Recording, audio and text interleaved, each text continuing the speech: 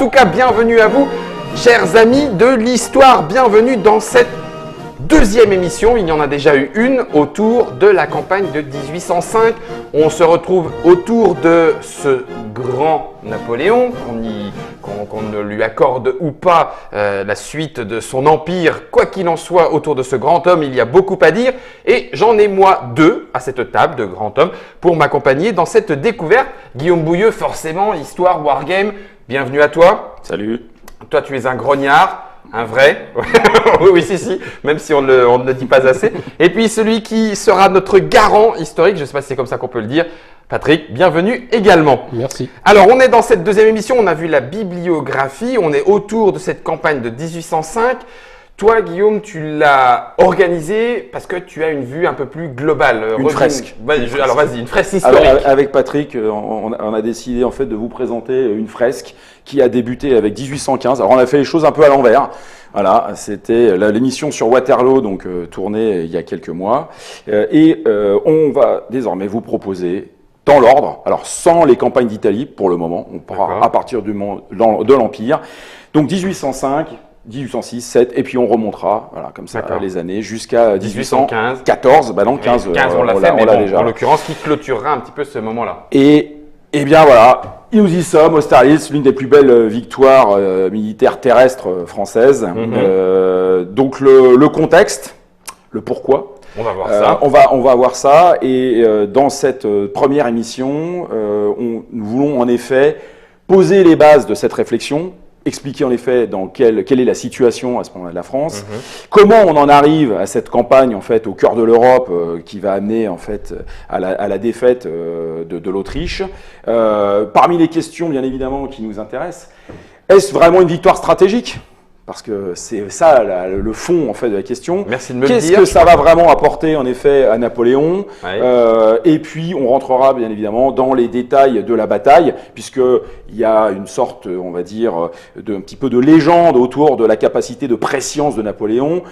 Et Patrick va nous expliquer. Ce qu'il en est. Oui, surtout en fait, mais il va aussi remettre en lumière les véritables capacités d'adaptation de Napoléon, qui sont justement en effet, dans tous les cas, meilleures que celles de ses adversaires.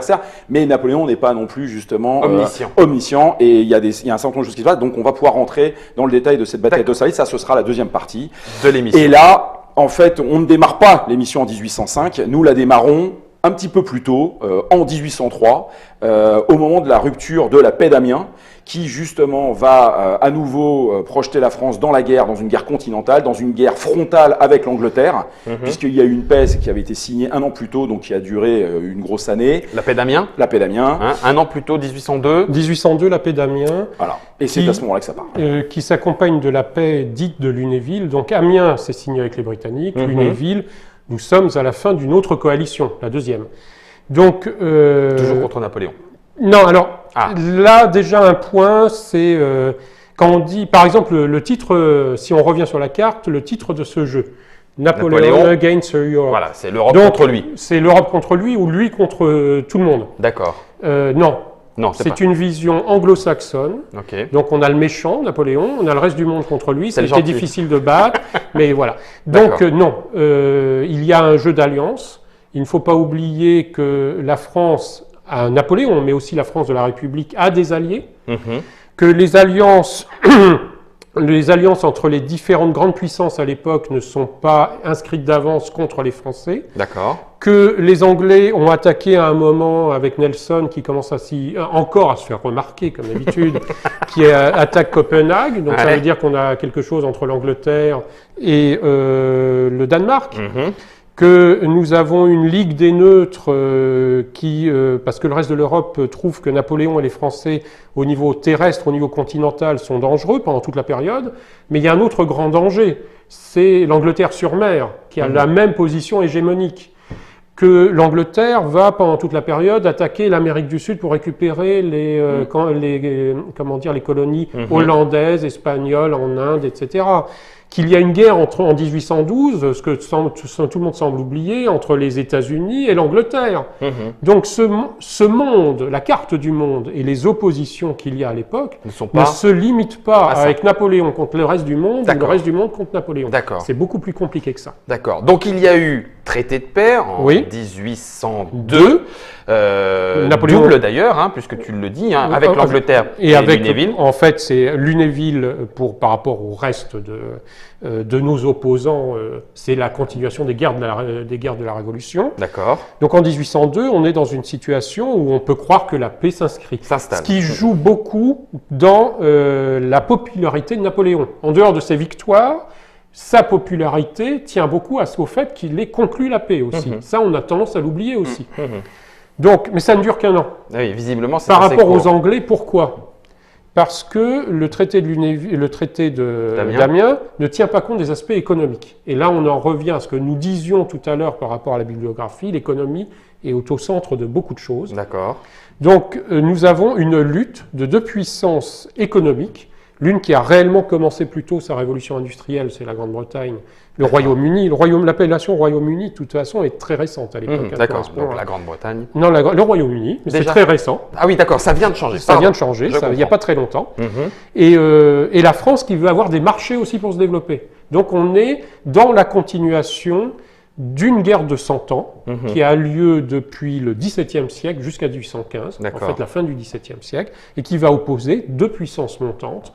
Et il n'y a de la place que pour une. D'accord. Et au moins pour les marchands, les boutiquiers, comme disait Napoléon britannique, qui veulent avoir, eux, la mainmise sur le commerce. Et la mainmise de la France sur de grandes parts du territoire européen provoque la recherche de l'acquisition de ces marchés par la France, ce que l'Angleterre ne peut pas accepter, parce qu'elle a besoin de l'Europe pour se nourrir, parce qu'elle n'a pas d'autosuffisance en termes de nourriture de sa population, mais elle a besoin d'exporter ses produits aussi.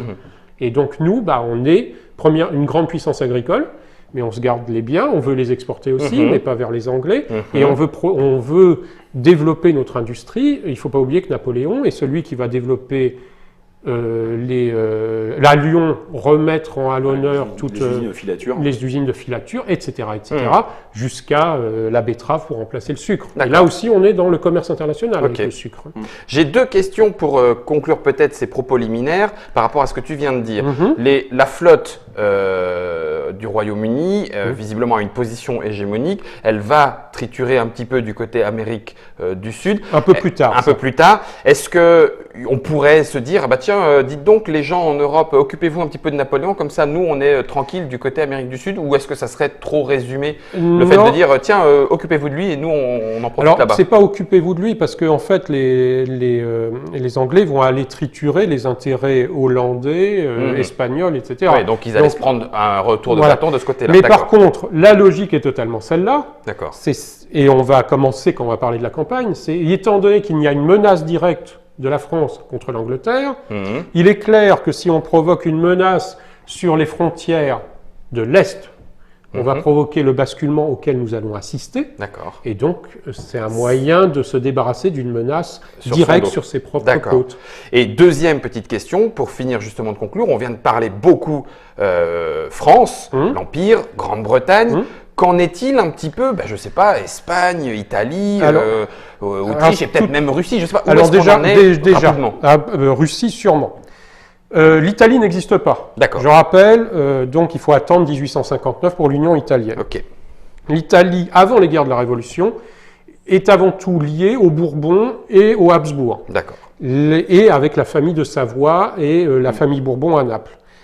La Révolution, les campagnes d'Italie à partir de 1796 menées par Bonaparte jusqu'à la campagne de 1800 mettent fin à la prédominance autrichienne et des Bourbons sur l'Italie. Les pays. D'accord. Donc l'Italie devient, là on est en 1803, en 1804, rappelons 2 décembre 1804, Napoléon devient Napoléon Ier. D'accord. La France reste une république mais sous une forme d'empire. Donc là, on y reviendra aussi. Et donc l'Italie va devenir un royaume, et le roi d'Italie, c'est Napoléon. D'accord, ok. La Révolution a mené aussi à ce que nous nous étendions jusqu'en Hollande. Donc là aussi, les Pays-Bas autrichiens, la Belgique, les Pays-Bas autrichiens, c'est la Belgique aussi. Donc pas Hollande au sens Pays-Bas actuel.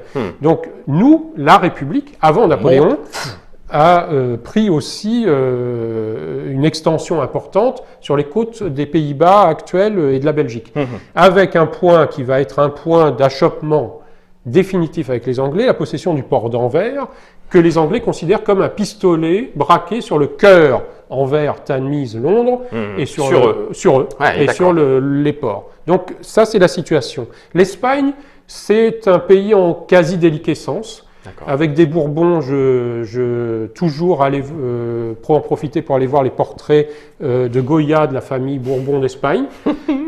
Ça rassure pas.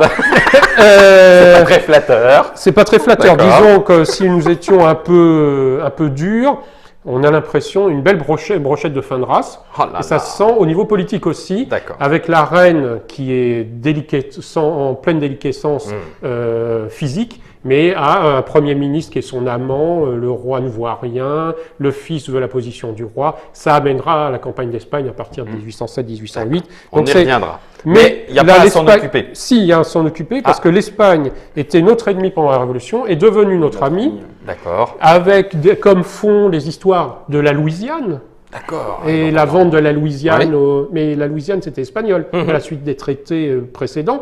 Donc les Espagnols retrocèdent la Louisiane à la France. La France ne pouvant plus soutenir la Louisiane, la vend aux États-Unis. Donc vous voyez, c'est Ça joue. D'accord, ça s'étend. c'est assez tense. Global. Déjà on parle de choses, D'accord. mais néanmoins en 1805, l'Espagne, bon gré mal gré, est un allié de la France. Ok, d'accord. Voilà. Voilà, 1803. ah, Ah non, il y en a encore. Ouais, il y en a encore. Bah, les protagonistes. Ah bah oui, mais là, protagonistes. on rentre dans le vif du sujet, là. Ah bah, Sud, nous y sommes. botte, Nous y sommes. botte de l'Italie, nous avons des Bourbons à Naples. Donc on a encore des Bourbons liés directement à Marie-Antoinette. Oh, Donc d'accord. ils n'aiment pas trop les révolutionnaires français, Oui. et Napoléon continue à avoir l'image d'être la poursuite de la Révolution. Donc ça se passe pas très bien. D'accord. L'Autriche a perdu énormément de choses. L'Italie s'inquiète d'une progression en Italie, s'inquiète d'avoir perdu les Pays-Bas, mais là par contre ils font une croix dessus globalement. Donc l'Autriche, on est en paix, mais on a quand même des petits problèmes. À oui. chaque fois que la France continue Bouge. à grignoter, l'Autriche n'est pas contente. D'accord. Elle sert de plus en plus le fondement. On peut le dire comme ça. Oui. Pardon. Oui. La Russie, depuis les accords de Teschen au fin 18e, les Russes se considèrent comme les protecteurs de l'Allemagne. Alors pas compris comme un État à nouveau, l'unification de l'Allemagne n'a pas eu lieu, Oui. mais de tous les États allemands. Alors à l'époque, avant que Napoléon mette de l'ordre dedans, ordre, bon gré, mal gré, on est dans un peu plus de 200 petits États, royaumes, etc., avec des droits différents, etc. Donc lui, il simplifie la carte à partir de 1805. Mais il ne faut pas oublier que l'empereur d'Autriche est aussi empereur du Saint-Empire romain germanique, donc a une responsabilité politique en Allemagne, qu'il perd au profit des Français. Donc là aussi, pas très content. C'est pour ça que François II devient François Ier ou l'inverse. C'est soit il est empereur d'Allemagne, soit il est empereur d'Autriche. Donc il perd un numéro. Donc c'était pas la même numérotation. Voilà, on a l'Autriche, on a la Prusse qui joue son propre rôle, mais qui est un royaume très récent. Frédéric le Grand est mort il y a peu de temps. D'accord. Et la Prusse est une des puissances montantes. Mais la Russie, par contre, donc depuis le traité de Teschen, s'est instituée comme le protecteur de l'Allemagne en Europe. Pourquoi? Parce que la Russie, que encore Napoléon appelle les moscovites, dans un certain sens, était à l'Est. C'est considéré comme une puissance asiatique. C'est loin. C'est loin. Avec Alexandre Ier, il y a une volonté russe de dire, volonté qui s'est déjà exprimée avec Pierre le Grand, de devenir une nation, entre guillemets, civilisée à l'européenne, et de jouer un rôle sur la carte politique européenne. Donc pour eux, à l'ouest. À l'ouest. Ensuite, nous avons la Suède, avec la Norvège. Donc on a des problèmes entre les deux couronnes, D'accord. sachant que la Finlande appartient à l'époque à la Suède, mais que la Russie aimerait bien avoir la Finlande. Donc, je recommence l'histoire de tout à l'heure sur Napoléon contre l'Europe. Que nenni. Il y a aussi une guerre entre la Russie et la Suède en 1809 pour avoir la Finlande. Donc, ce n'est pas ce côté aussi simple. C'est pas aussi simple et c'est pas ce côté le méchant Napoléon, etc. D'accord. Je dis arrêtons d'être britanniques de ce côté-là, ça suffit. Et enfin, nous avons l'homme malade de l'Europe déjà. D'accord. L'Empire ottoman. Donc, qui a joué son rôle avec la campagne d'Égypte, on a joué là-dessus, qui provoque le problème de Malte, dont on va parler tout de suite, Et l'Empire ottoman est en guerre avec la Russie. D'accord. Kutuzov, qu'on va retrouver, a fait beaucoup d'opérations contre les Ottomans. Donc on commence à avoir, nous avions la période d'expansion jusqu'au deuxième siège de Vienne de l'Empire ottoman en Europe. Nous commençons à être dans le mouvement inverse, c'est-à-dire le mouvement qui va mener à la fin, au milieu du 19e jusqu'à la guerre de 14, de 1914, justement à la chute de l'Empire ottoman. D'accord. Et à la disparition, à part Constantinople, la disparition des Turcs de la carte européenne. D'accord. Mais le mouvement, il commence à ce moment-là. À ce moment-là. D'accord. Et on a des guerres on a des oppositions avec les Autrichiens qui ont des unités spéciales pour s'opposer aux Ottomans. Et des combats sur cette période 1805-1815 très féroces entre la Russie et les Ottomans, sachant que Napoléon va jouer aussi la bascule qu'on a connue dès François Ier dans la politique et la géopolitique française par rapport aux Habsbourg, c'est-à-dire une tendance des Français de chercher à certains moments l'alliance de l'Empire ottoman pour faire une manœuvre, ce qu'on appelle une alliance de revers face aux Habsbourg. Donc on est à l'aube de ce 1805, pas encore, 1803, avec une Europe finalement bien plus écartelée qu'on ne pourrait le présenter de façon anglo-saxonne. Oui. Et la paix de Vienne, un an après avoir été signée, Damien, pardon, du coup explose. explose. Alors, mauvaise foi. Alors, déjà, tu voulais le dire. Non, voilà. C'est que ce qui est intéressant sur la paix d'Amiens, c'est que si on regarde côté français, c'est bien évidemment la faute des Anglais. C'est la faute des Français. Alors, déjà, là, il y a quelque chose qu'il faut remettre dans son contexte. C'est finalement, n'y avait-il pas un intérêt pour les deux à faire en sorte que cette paix, explose. En fait, de façon soit rompue. Voilà. Ouais. Alors, clairement, je pense qu'il y a un intérêt du côté du Royaume-Uni, intérêt bien compris. Du côté français, il n'y a pas réellement intérêt, et là, il y a peut-être une des premières erreurs diplomatiques. Napoléon a poussé, entre guillemets, le bouchon un peu trop loin lors des discussions, a voulu pousser son avantage jusqu'à la rupture, et après a essayé de reprendre le fil des discussions. Mais là, les Anglais ont dit, bon, ça suffit, j'en ai marre, on y va. D'accord. Donc, dès ce moment-là, il y a rupture diplomatique, avant tout pour ces questions économiques, mais derrière, il y a tout de suite aussi des questions qu'on oublie souvent, de désordres sociaux, idéologiques et politiques. L'Angleterre est une démocratie déjà parlementaire, démocratie au sens plein du terme, très discutable, avec un poids des oligarchies, c'est-à-dire les grands possédants terriens, etc. Donc je ramène à une lecture plaisante, c'est Jane Austen. Quand on lit ses ouvrages, c'est pendant cette période. Il y a certaines phrases sur les Français qui ne sont pas très gentilles pour nous, mais on voit tout le poids de l'économie à travers ces jeunes filles qui, n'héritant pas, cherchent avant tout. On est dans cette ambiance-là en Angleterre, plus des désordres liés à la première, à la révolution industrielle, qui fait qu'il y a des mouvements populaires qui sont écrasés dans le sang. Il y a à un moment l'habeas corpus, qui est une des bases du droit anglo-saxon, qui est suspendu. Oui, mise à mal. Il est suspendu, l'habeas corpus. Carrément.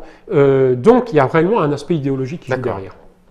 Du coup, quelles conséquences va produire le fait que Napoléon essaye d'aller un peu trop loin, de pousser son avantage? Ça vole en éclats direct. Ça vole en éclats direct, et donc le Royaume dit en guerre. En guerre. Alors, comme d'habitude, les Anglais, ils ont la possession de la mer, donc ils en profitent pour prendre un nombre incalculable de bateaux qui n'étaient pas au courant de ce qui se passait. Et de marins. Qui vont servir dans la Royal Navy. Voilà. Qu'on retrouvera contre nous à Trafalgar, par exemple. Ah oui, carrément. Qui seront emprisonnés, dans tous les cas, ou qui seront bloqués dans les ports et qui vont nous manquer forcément. Et il y aura des combats entre les États-Unis, ou des problèmes diplomatiques qui iront jusqu'au combat entre la marine britannique et le début de l'US Navy. Donc pour ceux qui sont passionnés, c'est les débuts des frégates de type Convention, etc., de la marine américaine, les débuts de la marine américaine. À cause de ce système qu'on appelle la presse, parce que vous avez des marins de la Navy britannique qui vont jusqu'à attaquer des bateaux de la marine militaire américaine pour dire les marins que vous avez dessus, ils sont à nous, donc on vient les récupérer sur vos bateaux.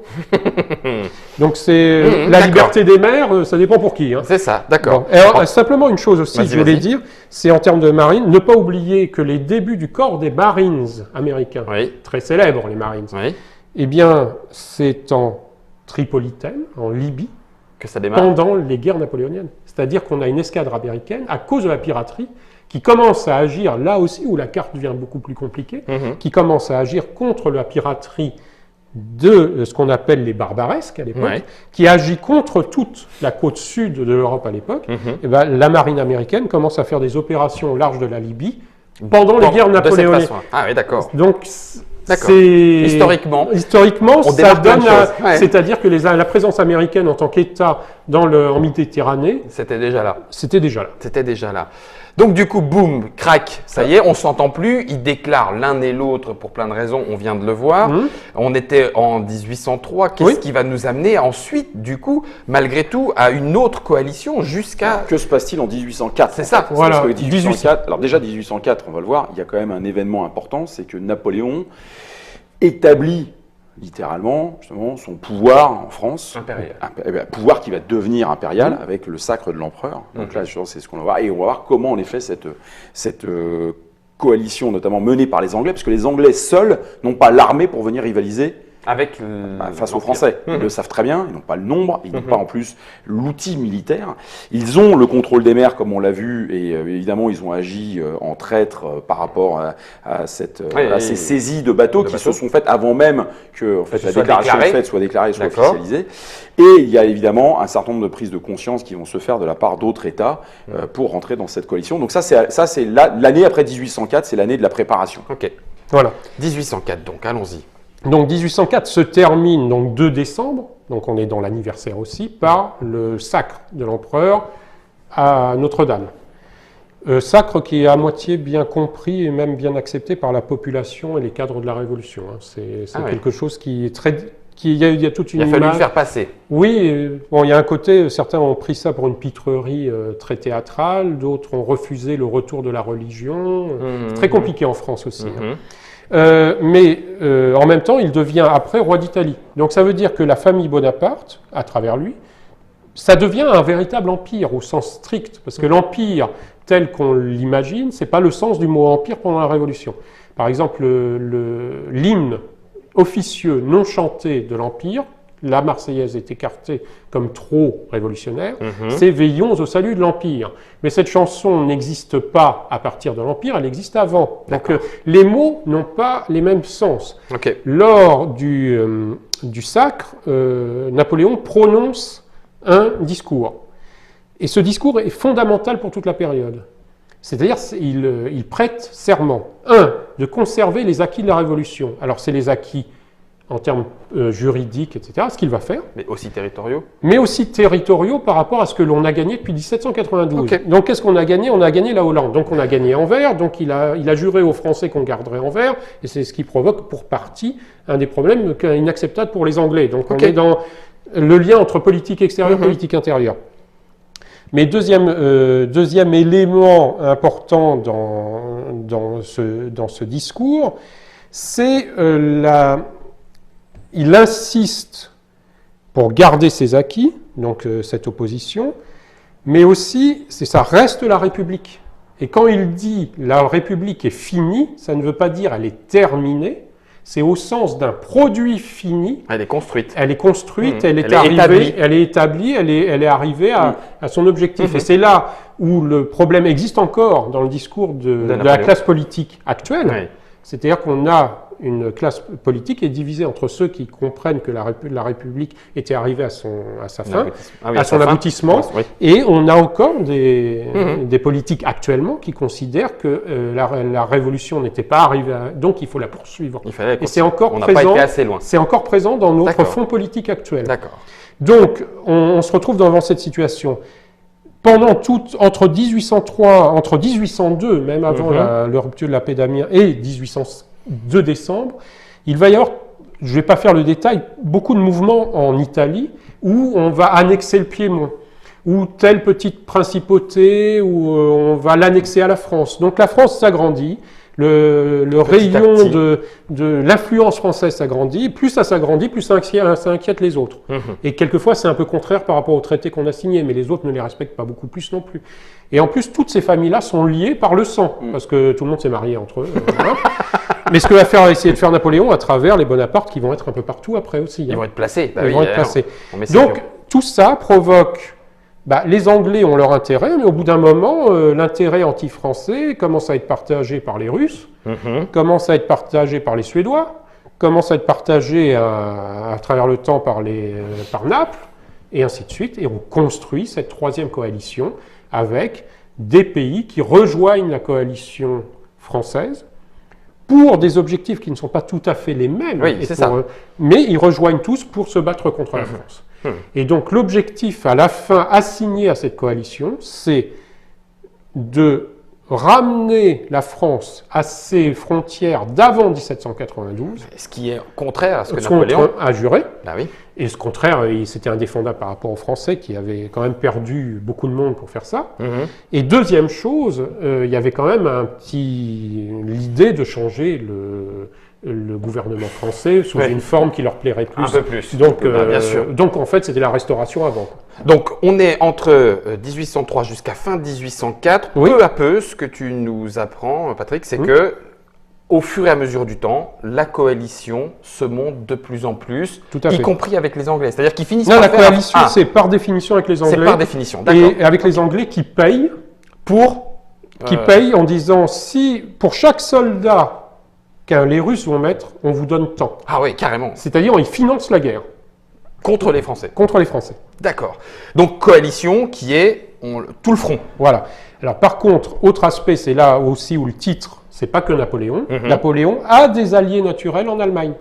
D'accord. La Bavière est du côté français. Parce que la Bavière va devenir royaume grâce à la Napoléon. France. D'accord. Les Bavarois sont royaumes grâce à Napoléon. D'accord. Il faut leur rappeler de temps en temps.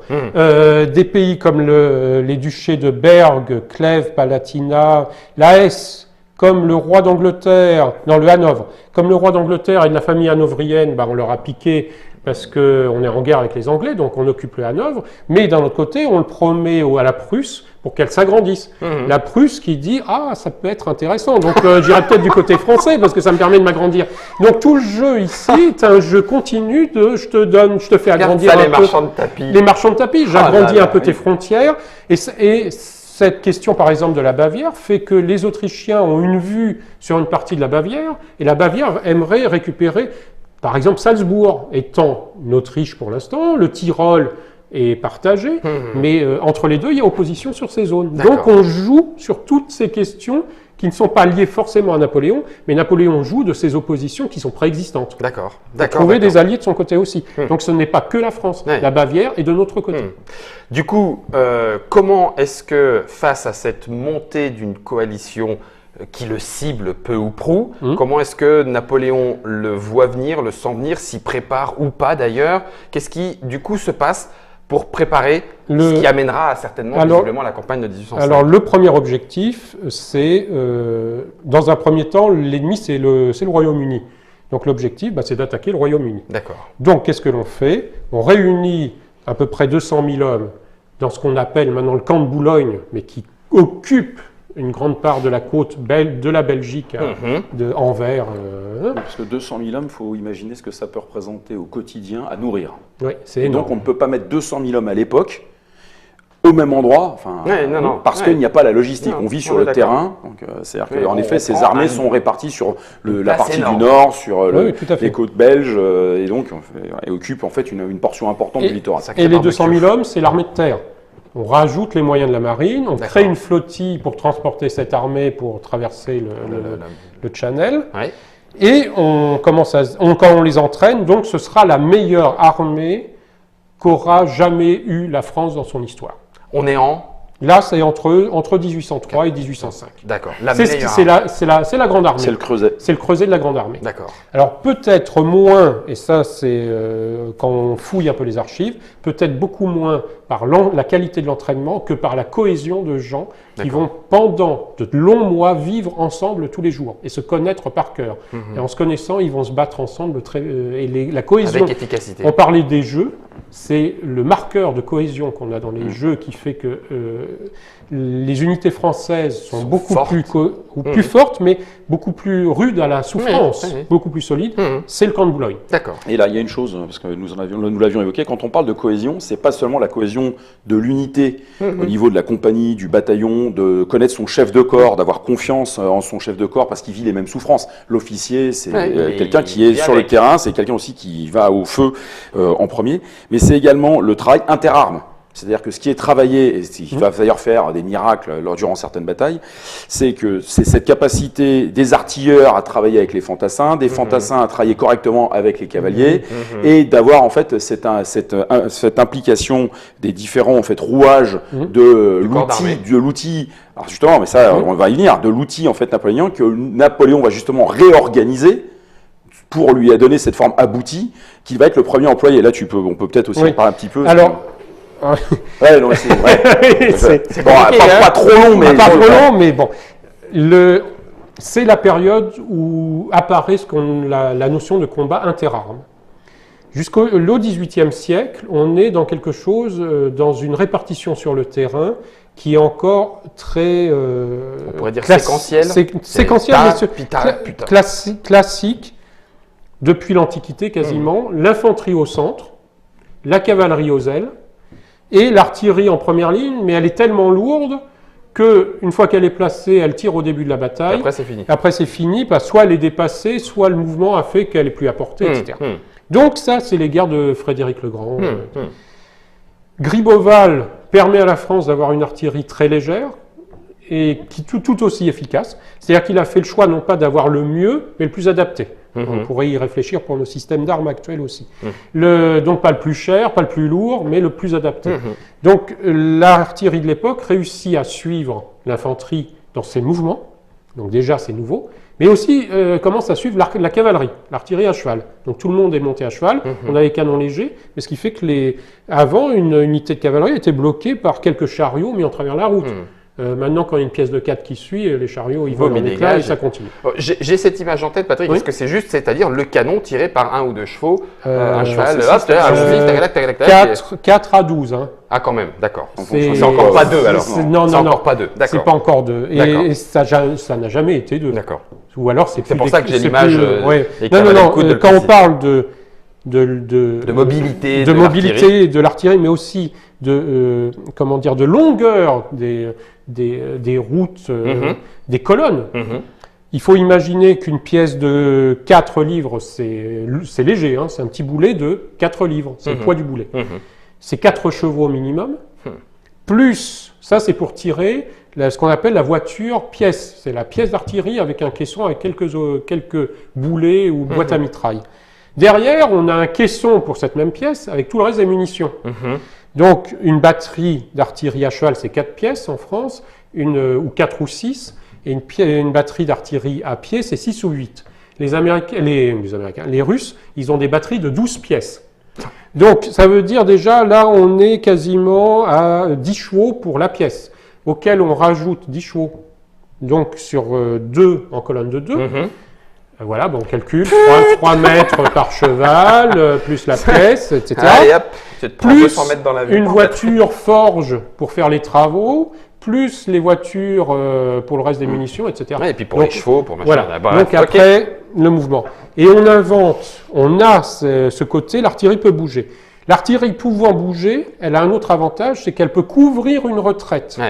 Donc on tire à distance. Donc ça veut dire qu'avant, si on était numériquement beaucoup plus faible, on était mort. Parce que dès que le moment où on arrive au corps à corps, on se retourne, on est mort.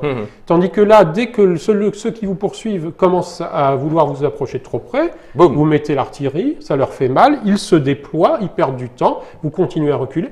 Ce qui fait que l'effet au niveau opératif et stratégique, c'est qu'une plus petite unité peut résister un certain temps à beaucoup plus de monde. Donc ça veut dire que contrairement à avant, on était à l'arme blanche, etc., on peut diviser l'armée. Donc, si on peut diviser l'armée, on peut manœuvrer. Donc, alors là, tout explose. Et donc, fin du 18e, on crée la division. qui est un petit corps d'armée. Le corps d'armée n'existe pas, c'est une invention napoléonienne, le corps d'armée. Une division, c'est 5-6 000 hommes, des 3 armes ensemble. D'accord. Mais en fait, c'est trop petit. Et Napoléon le comprend. Ça devient quelque chose qui est plus pratique pour bouger, parce que Oui. à l'époque aussi correspond à une multiplication des routes. Parce que si vous avez peu de routes et que vous êtes divisé, vous prenez tous la même route, donc le problème est le même. Oui, d'accord. Donc là, il y a une division, il y a une multiplication du réseau routier, ce qui va avoir beaucoup d'importance en 1805. D'accord. Et dans toute l'Europe occidentale, pas en Russie, on le verra en 1812. Comment dire, donc on a ces routes, donc on peut diviser l'armée qui se déplace sur des routes chemins. parallèles, Mhm. et on crée des corps qui peuvent résister 24 heures à une pression d'une armée beaucoup plus puissante. Donc les 6 000 hommes avec un peu de cavalerie mais pas trop, un peu d'artillerie mais pas trop, pas assez puissante. Donc Napoléon, pendant la campagne, il a commencé avant, mais surtout pendant la campagne d'Italie de 1800, divise son armée en corps d'armée, et là on est dans des forces de 12 000 à 25 000, et on ira même à plus, hommes, Ouais. qui fonctionnent ensemble, qui se connaissent, avec de la cavalerie pour faire la couverture et la reconnaissance, Mhm. de l'artillerie et de l'infanterie. Tout le monde travaille ensemble, Mhm. auquel on ajoute, la garde impériale c'est un truc politique, on en D'accord. parlera après mais c'est autre chose, auquel on ajoute une réserve de cavalerie parce que le principe c'est je regroupe selon leur capacité les unités. Donc là j'ai une énorme réserve de cavalerie, 20 000 hommes de cavalerie qui deviennent soit dans le mouvement une force de reconnaissance et de couverture des mouvements pour cacher ses propres mouvements, soit dans la bataille, eh bien là on a un point Ouais, mobile en plus. oui, on a une force de rupture Mhm. qui est prête à disposition, mais qui n'est pas divisée comme avant entre tous les corps. Ouais, d'accord. Voilà, j'ai essayé de faire court. D'accord. Donc ça, c'est, on va dire, une première partie de cette préparation Tout à fait. de Napoléon et de son corps militaire terrestre, puisque c'est ce qui va nous occuper. Oui. On s'occupe quasiment pas de la mer finalement. Si un peu, justement, à ce moment-là, oui. Oui, mais enfin, ça va être vite vu alors. Ah non, non. c'est pas vite vu, parce que justement, la composante maritime et la stratégie maritime de Napoléon en 1805, grâce à l'apport notamment de la flotte espagnole, Ouais. l'autorise à ce qu'on a appelé le grand dessein. Mhm. C'était de pouvoir justement disposer du temps suffisant pour traverser la Manche, débarquer en Angleterre. La grande faiblesse de l'armée anglaise, c'est quand même son nombre, et surtout face à un regroupement important de 200 000 vétérans, dans le sens vétérans, ne nous trompons pas, hein, je précise. Hein. Vétérans, c'est des personnes qui sont d'actives, qui ont l'habitude de se battre, qui sont entraînées. Quand on parle de quelqu'un qui a quitté le service actif, ça devient un ancien combattant. J'avais très clair. Non, mais parce qu'aujourd'hui, on parle de vétéran de 80 ans. Excusez-moi, ce sont des anciens combattants. Le vétéran, c'est celui qui a 5 ans, 10 ans de campagne, notamment c'est le cas parmi ceux qui sont dans l'armée française à ce moment-là, avec des sous-officiers et des officiers qui sont passés par différents, qui ont gravi tous les échelons. Ce qui fait aussi qu'ils sont connus, ce qui fait qu'ils sont aguerris, personnes qui sont particulièrement entraînées. Et quand vous avez affaire, en effet, à ce niveau justement d'entraînement, vous avez des troupes qui sont presque des troupes d'élite, de par en effet leur capacité. L'objectif de Napoléon à ce moment-là, c'est justement de prendre le contrôle de la Manche. Il sait qu'il ne peut pas de toute façon battre la marine anglaise. Du fort au fort, il n'en a pas les moyens, il n'a pas la qualité. On a des bons vaisseaux, mais ils sont mal armés. Parce qu'on dit mal armés, ça veut dire qu'ils n'ont pas, on parle pas des canons, on parle en fait du personnel qui est à bord. Et le grand dessein de Napoléon va être de regrouper les différentes forces navales qui sont à la disposition de la France, c'est-à-dire notamment les flottes. Alors il y a les flottes de Toulon, il y a les flottes. Non, pas là. Pas encore. Il y a les flottes de Toulon, il y a les flottes du Férol qui se trouvent à côté en fait de la Corogne. Là, il y a les flottes de Rochefort, il y a la flotte de Brest, et de les faire en fait convoyer vers les Antilles, de déblayer les Antilles et de chasser en fait les Anglais des Antilles qui occupent déjà un certain nombre Pour attirer justement La flotte. la meute anglaise à ses trousses, parce que eux, déjà ils ont l'envie de la détruire cette flotte, parce que c'est quand même le but de la. Alors c'est très intéressant, c'est que les Anglais, eux, c'est clair. La flotte, c'est fait pour casser la flotte de l'adversaire. On n'est pas là pour faire écran. Nous, ce qu'on veut, c'est justement être les maîtres. Non, mais c'est intéressant, c'est important. C'est ce qui va expliquer justement aussi la bataille de Trafalgar. Et donc, pour déjà l'objectif est capable de détruire en fait cet outil français qui dans tous les cas existe et est puissant, et d'aller protéger en effet les intérêts britanniques aux Antilles, et si possible, évidemment, récupérer aussi ce que les Français possèdent aux Antilles. Ouais. Et le grand dessein en fait de Napoléon, c'est de pouvoir constituer en fait ce mouvement stratégique qui va lui permettre en fait d'imaginer dans tous les cas libérer le passage de la Manche pour pouvoir débarquer. Alors il y a un bémol, c'est que c'est vrai que là encore, quand on est un peu trop dans l'image du Napoléon absolument génial qui a tout prévu, c'est que les Anglais, par définition, ne dégarnissent jamais totalement la Manche. Donc c'était le cas. Bah oui, c'est ce qui s'est passé. Alors Napoléon l'a pas forcément su parce qu'il y a un système d'espions, mais espionner en Angleterre, ça n'a jamais été simple, surtout when we speak English with this formidable accent. Votre durée de vie sur les côtes anglaises est quand même plutôt limitée. Hein. Okay. Ça marche dans l'autre sens, mais bon, en l'occurrence, c'est plus facile de payer des Flamands ou des Français ou des émigrés avec des livres donc d'or. Mais résultat, de toute façon, la flotte anglaise ne sera jamais totalement absente de la Manche. Et là où justement les deux schémas en fait vont entrer en collision, c'est que d'un côté, Napoléon compte sur cette flotte pour pouvoir justement mettre à disposition sa flottille à fond plat. Alors déjà, ça c'est compliqué pour traverser notamment une mer qui est quand même pas tous les temps calme pour aller de l'autre côté. Mais bien évidemment, les Anglais, eux, ne vont pas agir que sur le côté maritime, ils vont agir aussi sur le côté diplomatique. Et c'est là où je repasse la parole à Patrick pour l'année 1805. Pour l'année 1805. Donc en 1805, nous nous retrouvons dans la position où la coalition monte. Pas de menace directe pour l'instant. Les Anglais ont à traiter le problème de la marine française. Les Français, eux, préparent toujours les troupes ici.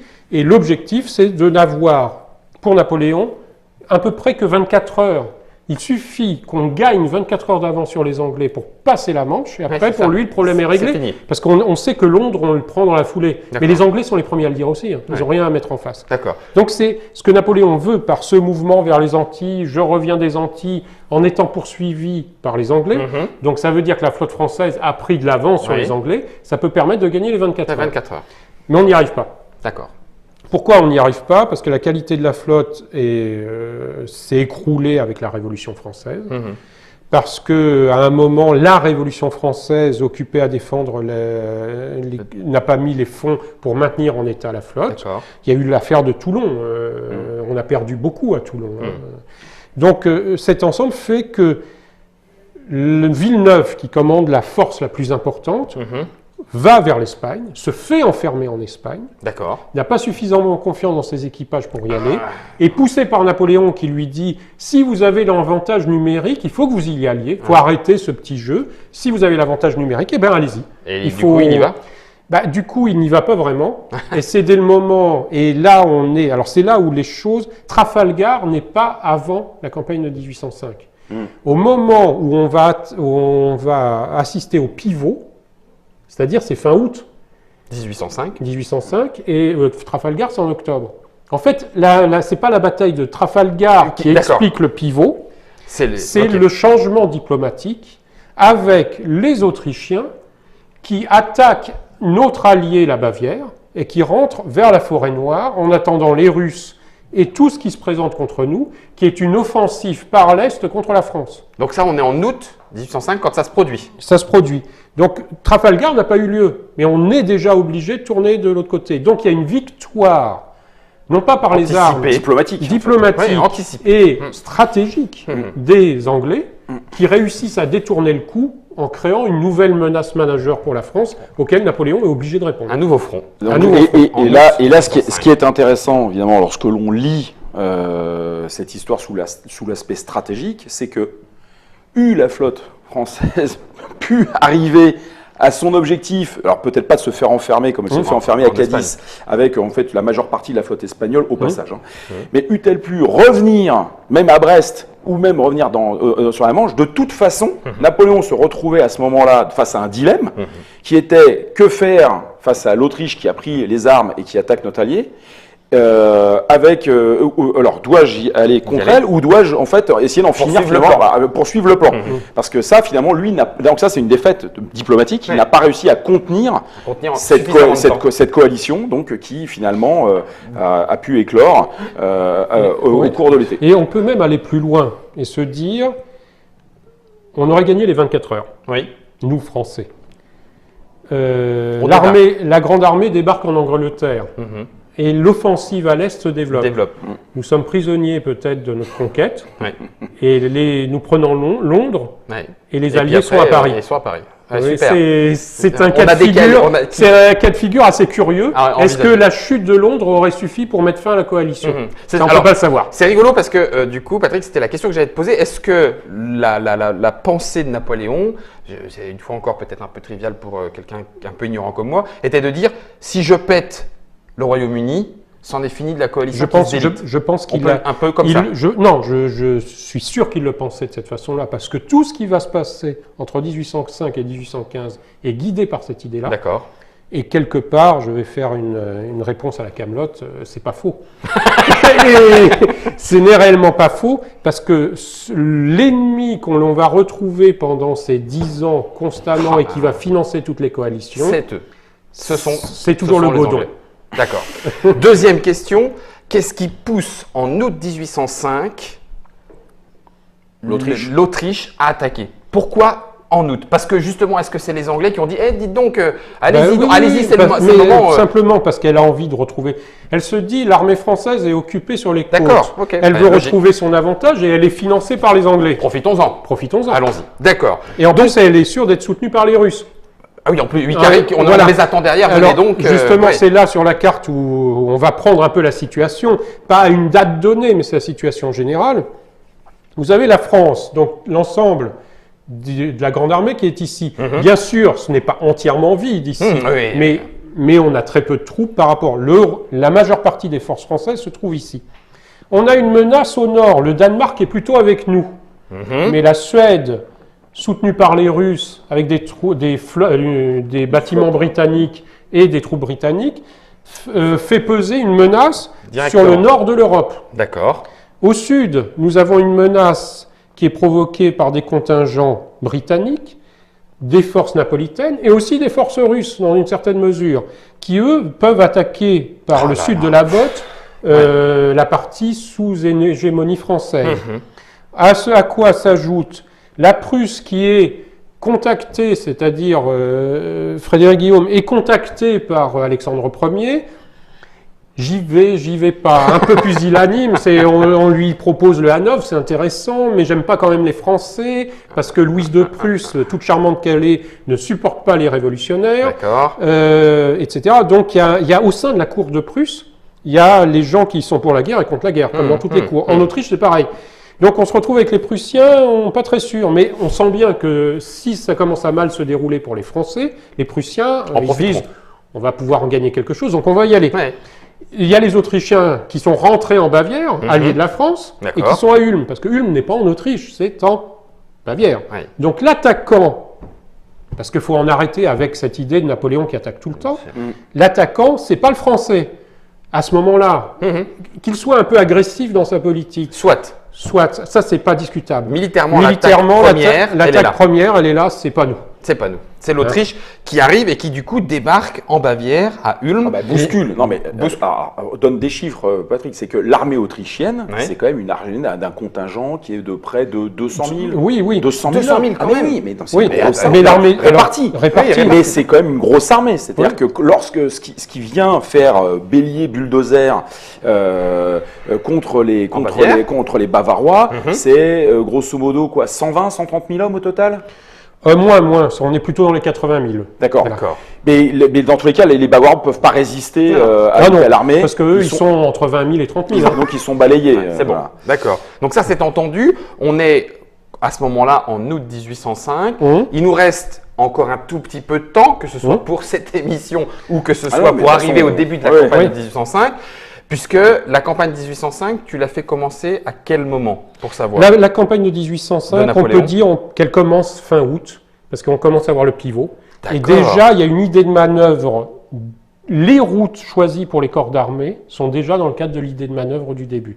Et le contact lui-même qui va mener, on peut dire, c'est la situation à partir du passage du Rhin. Donc là, on est en septembre 1805. D'accord. En septembre 1805, on passe le Rhin et là, on est en contact. Et là, on y va. On y va. Ça veut dire que bien avant, entre guillemets, Trafalgar, hein, c'est octobre, hein, tu Oui. l'as dit tout à l'heure. Mmh. Bien avant, les choses sont entre guillemets entendues, c'est pour ça que tu disais Oui, tout à l'heure.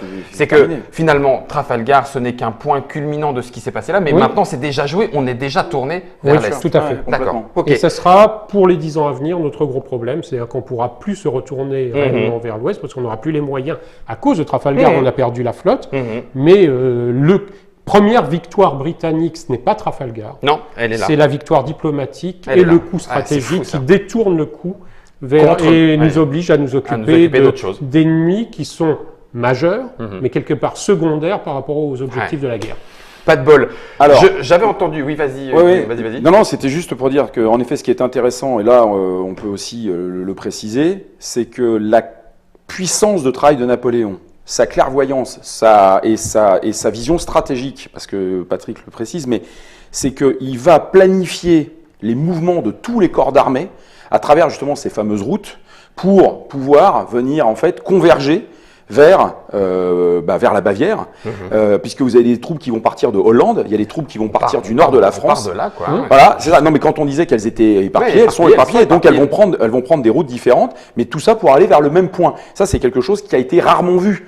Lorsque les Russes viennent, ils prennent quasiment tous la même route, ils suivent. Et là, on a vraiment et ce qui va amener d'ailleurs Napoléon avec l'outil qu'il a créé, c'est-à-dire ces fameux corps d'armée, à avoir une souplesse aussi dans la gestion de ces unités, qui va lui permettre de profiter des erreurs de ses adversaires. Parce que, et après, Patrick va préciser, mais ce qui est extraordinaire dans le génie militaire de Napoléon, c'est que c'est pas tant que lui, en fait, réussit des coups superbes, déjà, il est capable de faire provoquer des erreurs chez l'adversaire, Et d'en profiter ensuite. mais c'est surtout que lorsque l'adversaire commet une erreur, lui, il la voit, et lui, il réagit. Et là, c'est un petit peu comme un boxeur qui voit en fait que son adversaire est un peu déstabilisé ou qu'il a fait une feinte, mais là, il va mettre un coup au menton, Là où il fallait. et là où il fallait, et là, son adversaire va être surpris. C'est-à-dire, il y a aussi cet aspect technique et stratégique qui va lui permettre notamment, comme on va le voir sur le début de campagne, de réaliser le fameux encerclement d'Ulm, qui va être un coup de tonnerre en début de campagne. En début de campagne. Et sinon, pour les corps d'armée, pour terminer, Vas-y. on est les seuls à disposer de ce système. D'accord. En 1809, les Autrichiens l'utilisent. D'accord. En 1812, les Russes l'ont adopté. Donc pendant 4 ans, 4-5 ans, on a été les seuls à 3 ans, avoir 3 ans, cette ouais. armée. 3 ans. Oui, tu comptes 1805, 5 5, 6, Sept, ouais, huit, Oui, neuf, oui, trois, 3 quatre ans, mais bon, non, parce que les d'accord, Russes, 3 ans, on les a en 1812, mais c'est parce qu'ils ont commencé avant. Ils ont commencé, Les Autrichiens, d'accord. c'est pas venu pareil. dans la C'est pas en la minute. 1809 qu'on a Voilà. tout Et réformé l'armée. après, Ok. pour la suite, c'est-à-dire 1813, 1814, 1815, à part les Anglais qui n'ont pas adopté le système réellement, Ah bah non, ça va être de la non, France. parce que leur armée est beaucoup plus petite, ils n'ont pas D'accord. besoin. Toute l'Europe, et je dirais quasiment le monde entier, adopte le système du corps d'armée, qui est encore à la base de la construction de nos armées actuelles, avec des évolutions bien sûr. Mais on a encore des généraux de corps d'armée, c'est pas pour rien. C'est pas pour rien. Ça, c'est Napoléon. On est à l'aube de cette campagne de 1805. Je sais que hors antenne, on avait dit on s'arrête à Vienne. Et pourquoi Vienne? Pourquoi est-ce qu'on s'arrête à Vienne juste avant la campagne de Moravie. 1805? Non. Ah, d'accord. Oui. On s'arrête à Vienne pour la campagne de Moravie qui donne. Non, avant la campagne de Moravie. D'accord. On a toute la première partie de la campagne qui va aller jusqu'à la prise de Vienne, qui va être la première phase De la campagne. de la campagne de D'accord. 1805, et on a la campagne de Moravie qui va se terminer avec l'apothéose chanceuse ou tout ce que l'on veut Oui. d'Austerlitz, Austerlitz. qui met fin entre guillemets au combat avec l'Autriche, etc., mais pas fin à la guerre. Pas fin à la coalition. On verra tout à l'heure. Donc là, on peut dire que dans quasiment l'heure qu'on vient de passer ensemble, on a fait du contexte historique jusqu'aux aboutissements et aux conséquences de ce contexte qui aboutissent à la campagne de 1805. On est donc prêts, chers internautateurs et chères internautatrices, avec nos deux invités, Guillaume et Patrick, que je remercie pour cette première partie qui fait suite d'ailleurs à la bibliographie pour ceux qui veulent en savoir plus en termes de livres. On est donc prêts maintenant à enfiler notre, comment on appelle ça, notre toque. C'était une toque qu'ils avaient, les c'est un grognards, soit l'espèce de c'est gros en truc fourrure, poilu, là. c'est un bonnet ou un callback, D'accord. soit c'est un shako, mais contrairement à l'image qu'on a de l'armée napoléonienne, en 1805, l'armée, dans sa grande majorité, porte encore le chapeau, D'accord. et le shako viendra plutôt à partir de 1808. Ça roule. Est-ce qu'on se donne 5 minutes? Est-ce que tu avais des Alors. documents que tu voulais nous montrer maintenant ou est-ce qu'on se les garde pour la campagne elle-même? On se les garde pour la On campagne. se les garde pour la campagne. Je mets baïonnette au canon ou pas tout de suite? Non, pas tout de Non, suite. non, Bah, attends. allons-y. Marchons marchons avant d'abord. de... Grognons si vous voulez, mais on va marcher. marcher. Tout ça, ce sera dans la deuxième et ultime partie de ces séries d'émissions sur la campagne de 1805. Une fois encore, merci Patrick pour le cours didactique et pédagogique. Merci Guillaume pour les compléments historiques face à l'ignorant que je suis. J'espère que l'émission vous aura plu. On se retrouve pour la suite et fin. De toute façon, ça explose avec Austerlitz. Donc le soleil est de notre côté. Bonne continuation.